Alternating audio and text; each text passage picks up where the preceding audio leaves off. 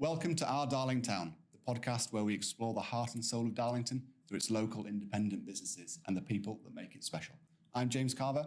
I'm Henry Carver, and we're here to shine a spotlight on our beloved town. Join us as we sit down with the passionate local people to delve into their stories and uncover the unique contributions they make to our community and to find out about the town where we live. Get ready to be inspired by the people and stories that make Darlington truly special. So did this idea start in a pub by any chance? When he visited in the 1600s, obviously, he said that it was a dirty place, didn't he? He wasn't very impressed, and he wrote this little poem about it. Darlington has a body church with a brooch upon the steeple, but Darlington is a mucky town and a mere shame upon the people, which nice of him, wasn't it? So, very nice. That along with the World Cup being stolen from West Auckland, and Jimi Hendrix's guitar, we're painting Darlington a fantastic light, aren't we? Loads. Today we're chatting with Paul Ianson, a proud Darlington author who's bottled up the spirit of our town in his brilliant book, Darlington Trivia. It's packed full of quirky facts, fascinating little stories, and the kind of details that make you smile and think, I never knew that about Darlow. The book has been flying off the shelves at Waterstones Darlington, and locals have really embraced it. We'll be asking Paul what inspired him to write it, how he dug up all of these nuggets of history, and of course, which ones are his personal favourites. But more than that, we'll get to know Paul himself, his love for the town, his memories of growing up here, and what he's working on next. There you go. Brilliant. Got an idea of what we're gonna do. Fantastic. Eases in gently. So did this idea start in a pub by any chance? Possibly. It's been something in progress for about 20 years. Because obviously I've taught local history for years, and there's so many things that children just don't know about, adults as well really, don't know about the town. So when you mention it in lessons, they get a bit of a shock and they get a surprise and what have you. So I started writing them all down, and then over the course of 20 years, it just snowballed into that. But discussions with the illustrator started in the pub, probably, no doubt. Brilliant. So your background, you're a teacher? Teacher, yeah.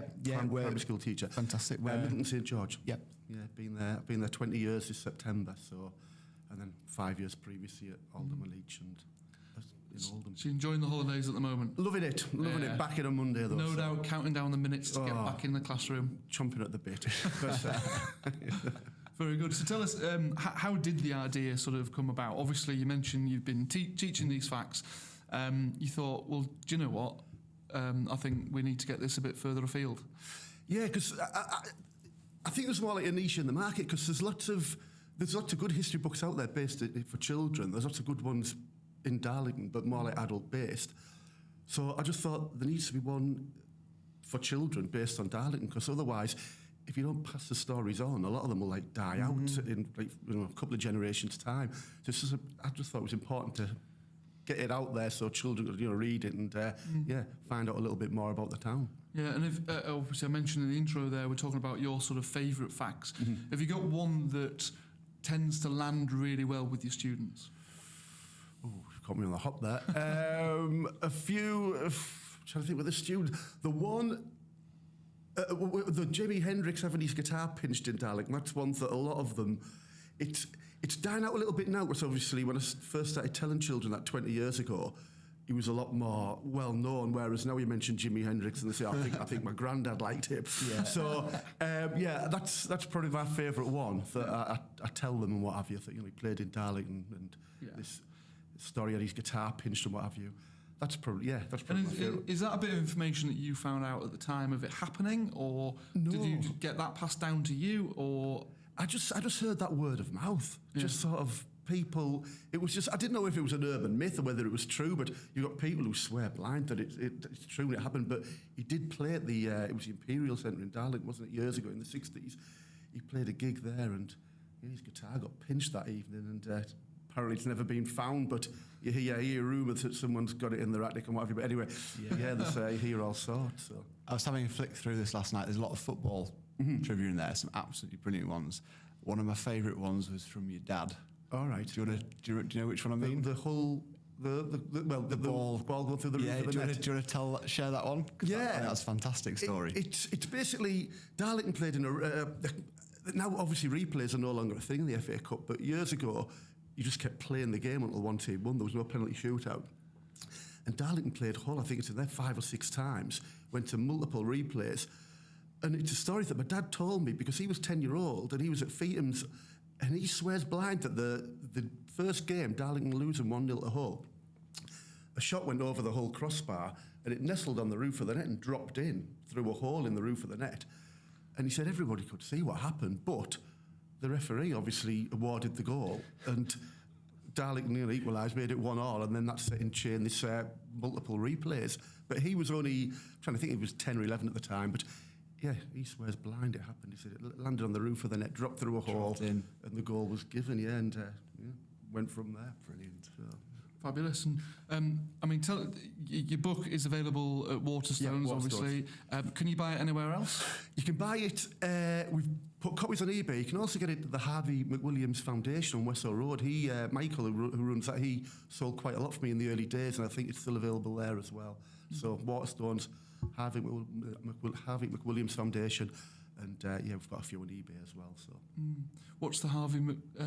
Sorry, you were saying there? Oh, it's a charity set up by Michael McWilliams in memory of his son. Right. And what they do is they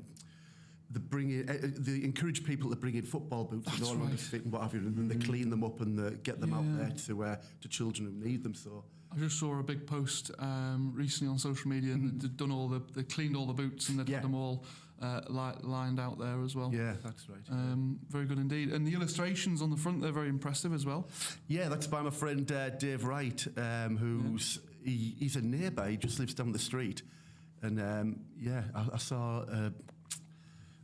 He did something on the Sunderland Echo website about 6 or 7 years ago, and when I looked through, I realised he lived about 10 doors down the street.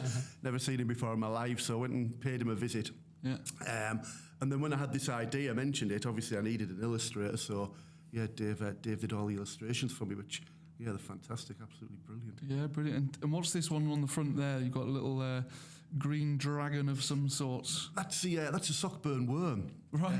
That is like a mythical creature that lived in the River Tees down at Sockburn that John Conyers killed with the falchion. And Lewis Carroll wrote the poem Jabberwocky about her, based on it. So, that's a mythical creature that lived in the River Tees down at Sockburn. Yeah, brilliant. And who are the other characters on the front there? Well, there's a few others on there. There's a few that are very strange links to the region. Obviously, you've got George Stevenson, you've got the train there, the brick train. That one there, that's just a Thomas Lipton World Cup. That's got nothing to do with Darlington, but it's too good a story not to tell. It's about how West Auckland won the first ever World Cup. Yeah. The team of coal miners who went to Italy and they beat Juventus in the final. They went and retained it, and sadly the cup got stolen in about 94, I think it was. But it has nothing to do with that in that one, but I thought it's too good a story not to It's not far away. It's not far away, West Auckland. And I put the nearby town of West Auckland because I think it needs to be told. Yeah. Then other links. Stan Laurel again. He's got no real link to Darlington itself, but he went to school in Gainford, I believe. He lived in Bishop Auckland, and he had lots of links to the area. So I thought I'm putting him in. Roger Bannister there. He opened the Dolphin Centre, so I thought, little nod to him. Obviously the Darlington Arena, the Titanic. That. Obviously, William Stead was he died on the Titanic, the editor of the Northern Echo. As the book was going to print, a lad I work with, a teaching assistant, he just mentioned that the rudder for the Titanic was made in Darlington. And I didn't know that. And I said, really? And so I went home and looked it up, and it was true. So I had to squeeze that bit in last minute. Then obviously locomotion number 1, and you've got St Andrew's Church there, Horton, the oldest church in town. And that is Winston Bridge, where it was called a piece of cake, they flew the Spitfire underneath, and it has some claim to be, used to be the largest single-span bridge in, was it Europe or what have you, so. Wow.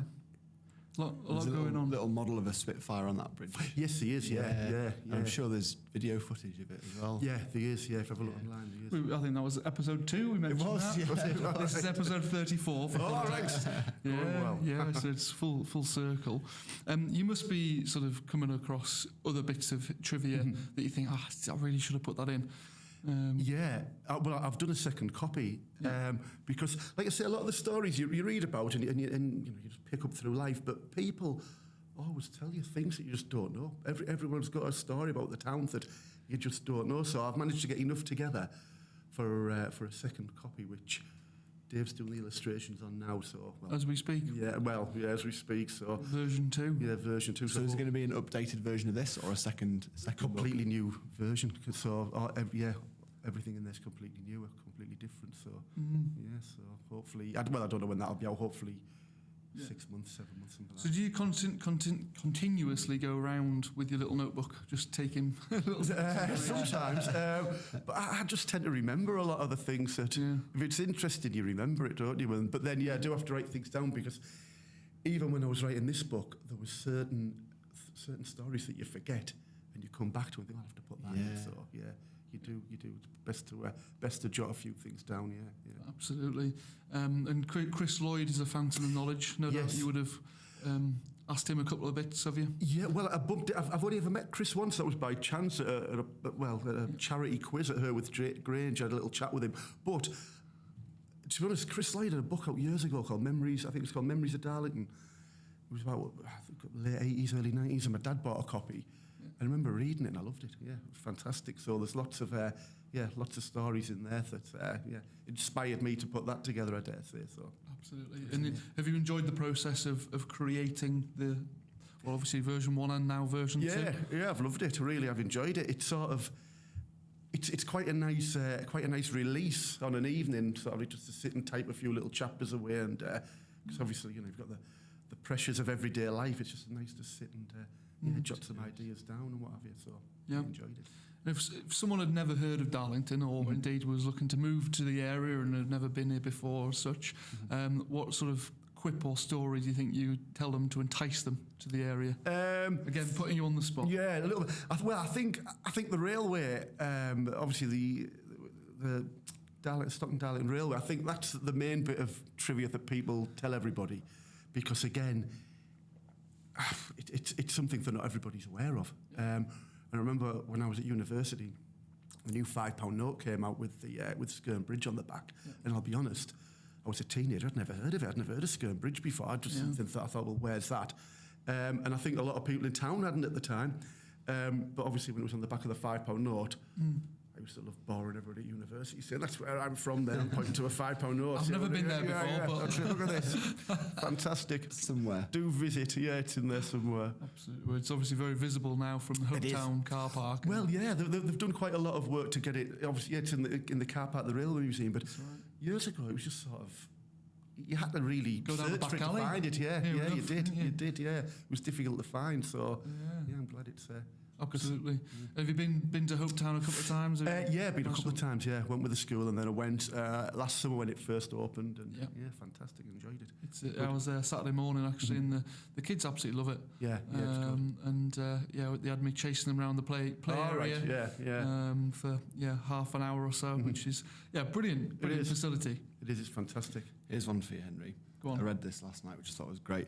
So Darlington FC have played Chelsea 6 times. Yeah. How many times, what do you think the record's been with regards to win, losers and draws? 3-3. 3-3. Do you remember it? Played 6, won 1, drew 4, lost 1. Ah, very good. That was incredible. Yeah, not bad. Yeah. Going back to 1958. Yeah. And there's a good story about Jimmy Greaves. It was obviously when Darlington beat Chelsea in the Cup. Jimmy Greaves was obviously the up-and-coming superstar.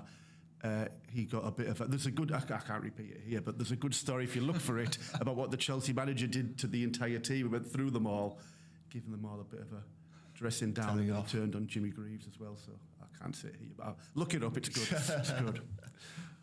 Excellent. So when's the next book going to be ready, do you think? I don't know. Hopefully about 6 months, maybe. 3 to 6 months. Obviously, it takes a lot of it. Obviously, with Dave doing the illustrations, and it's a proofreading as well, because you proofread these things constantly. Then you pick it up and you spot a mistake straight away. So there was 1 or 2, like I said, I proofread that umpteen times. My friend John proofread it. My wife, loads of us. And then when the first copy came out, I found a few mistakes. So hopefully, after it's been proofread umpteen times, 6 months probably, I think. So brilliant. Look forward to that. Very good. I think you should just randomly go through a couple of facts and read them out, and then we'll be able to put that as little snippets. Okay. Yeah. Go on. Do you want to do some? Yeah, don't mind. Yeah. Go on then. yeah, you can't actually look at the answers. Oh, what? See if we can. See if we can get it. Yeah. Oh well, I always like that one. Though King James criticised the town and wrote a little poem about it when he visited in the 1600s. Obviously, he said that it was a dirty place, didn't he? He wasn't very impressed, and he wrote this little poem about it. Darlington has a body church with a brooch upon the steeple, but Darlington is a mucky town and a mere shame upon the people, which... nice of him, wasn't it? So, very nice. That along with the World Cup being stolen from West Auckland, and Jimi Hendrix's guitar, we're painting Darlington a fantastic light, aren't we? Loads. There's also the other one with Engelbert Humperdinck, who changed his name to Engelbert Humperdinck when he was in Darlington. Apparently he was in a B&B somewhere, and he got the message from his agent, who was playing at the La Bamba Club on Grange Road, that he's, what's he called, Jerry Dorsey, I keep forgetting now. And yeah, he changed his name to Engelbert Humperdinck. So he started the week slot as Jerry Dorsey and changed his name to Engelbert Humperdinck midway through. So Pretty good. Right. Yeah. And finally, away from obviously writing your books and your day job being a teacher, what do you enjoy about the town? What do you enjoy visiting, and what sort of your main attractions? I like a bit of everything about it, if I'm honest. You mentioned Hopetown there. I enjoy that. I think the town itself, I don't think a lot of people realise how nice it is. And I really don't. And I mean that wholeheartedly. I think it's only when you visit other places that you realise how nice it actually is here. I think the town centre itself, it's smashing, lots of like historic buildings. It's beautiful, and just the countryside around it. I mentioned the Teesdale Way in there. That I think I didn't realise until COVID struck how lucky you are to live in an area where the countryside's sort of 5 minutes one direction, and the beach and the seaside's 30 minutes in another, and you've got the Yorkshire Dales surrounding it, and everything. The mainline train station. There's a lot going for the town that I think a lot of people don't realise, if I'm perfectly honest. So yeah, you're absolutely right. I did my best Attenborough impression the other day. I was on a dog walk down by the Tees, Teesdale Way, and I saw two kingfisher fishing for the lunch. And I got a very good footage of a kingfisher diving in, grabbing its fish, and then flying along the river to its nest. And then turn around to my left, there's a heron. So yeah, absolutely incredible. And that's only 5 minutes walk away from built-up area. It's fantastic. Absolutely, it is. Very good indeed. Lovely, Paul. Thank you very much for your time. Fantastic, no problem. Enjoyed it. Yeah. So book is available at Waterstones in Darlington. Yep. Or eBay. eBay and Harvey McWilliams Foundation. I have a few copies. Well, I think. Grab your copies. Fantastic. Yeah. Thank you. Thank you very much indeed.